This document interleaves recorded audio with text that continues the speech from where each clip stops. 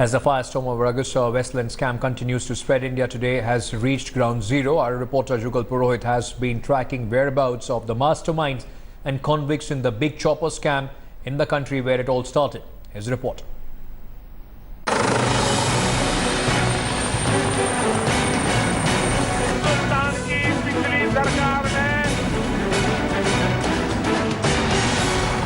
As the firestorm over Agusta Westland continues to spread, India Today reaches ground zero, Milan. Our first stop was the residence of former CEO of Agusta Westland, Bruno Spagnolini, in Varese.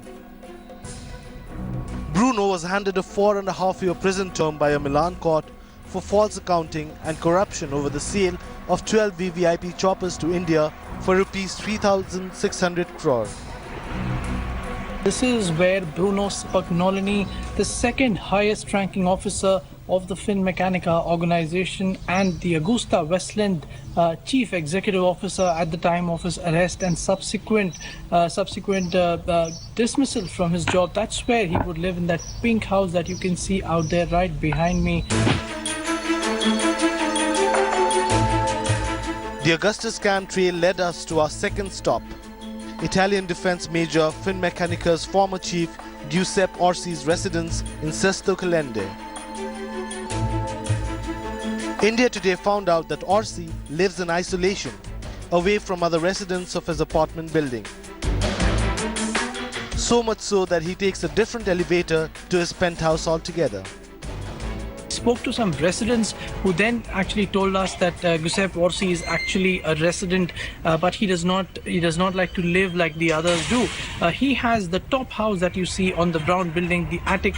That's where Giuseppe Orsi stays. He doesn't share the lift with the residents. He doesn't share any of the common facilities. There's a direct lift which takes him from the ground floor right up to that attic, which is located on the 7th floor. So isolated and segregated is his lifestyle. His neighbors and his people who live in the building say they've rarely seen him.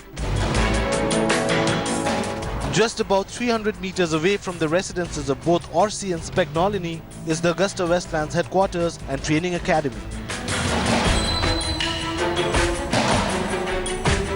Such close proximity of these three properties throws light on some rather interesting facts. As you can see behind me is the headquarters of the Agusta Westland International Limited. Their training academy is located here.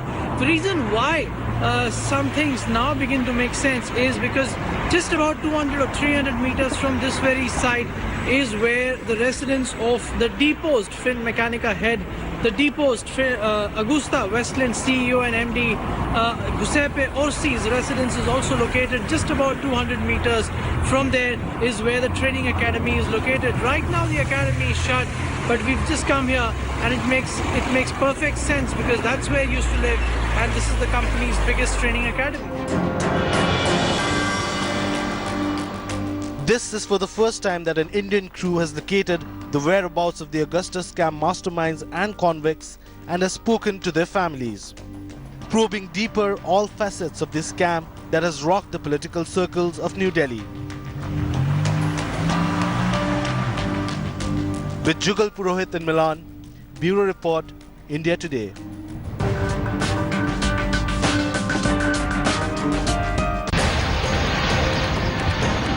It's 2016's biggest scandal yet. As chopper turbulence sweeps through India, India Today is on the Agusta scam trail. India Today is here in Milan. India Today puts the pieces together. In the court of Busto Arsizio, that the first trial court judgment in this particular case came out, which was quite contrasting to what the higher court, the Court of Appeals, also located here in Milan, gave.